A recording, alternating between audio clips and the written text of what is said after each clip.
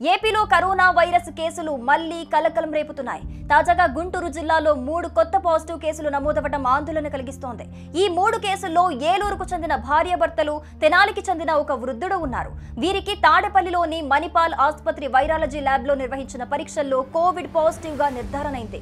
ప్రస్తుతం కరోనా సోకిన వృద్ధుడి పరిస్థితి కాస్త ఆందోళనకరంగా ఉండటంతో వైద్యులు ఆయనను వెంటిలేటర్ పై ఉంచి చికిత్స అందిస్తున్నట్లుగా సమాచారం అందుతోంది.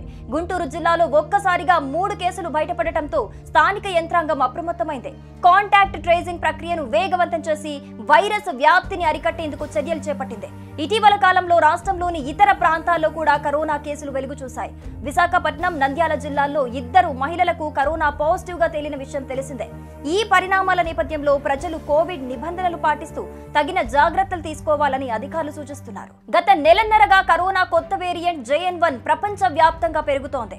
భారత్ లోనూ వైరస్ వ్యాప్తి ఎక్కువగానే ఉంది. ఇప్పటి వరకు దేశంలో కోవిడ్ కేసుల సంఖ్య 1000 దాటింది. గత నెలన్నరగా కరోనా కొత్త వేరియంట్ JN1 ప్రపంచ వ్యాప్తంగా పెరుగుతోంది. భారత్ లోనూ వైరస్ వ్యాప్తి ఎక్కువగా ఉంది.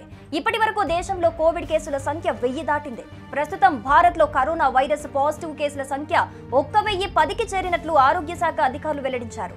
అత్యధికంగా కేరళలో 400కి పైగా వైరస్ కేసులు నమోదు కావడం ఆందోళన కలిగిస్తోంది. ఢిల్లీ, ఉత్తరప్రదేశ్, మహారాష్ట్ర, గుజరాత్, ఆంధ్రప్రదేశ్, తెలంగాణలోనూ కేసులు పెరుగుతున్నాయి. వైరస్ వ్యాప్తికి JN1 వేరియంట్, దాని సబ్ వేరియంట్లే కారణంగా అధికారులు చెబుతున్నారు. JN1 సబ్ వేరియంట్లు LF7, NB18 వేరియంట్ల వ్యాప్తి అధికంగా ఉందని ఇటీవల సింగపూర్ ఆరోగ్య శాఖ తెలిపింది.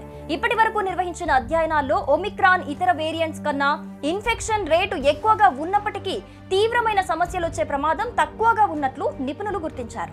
అమెరికా, సింగపూర్ వంటి దేశాల్లో ఈ వేరియంట్ కారణంగా కేసులు వేగంగా పెరుగుతున్నట్లు తేలింది.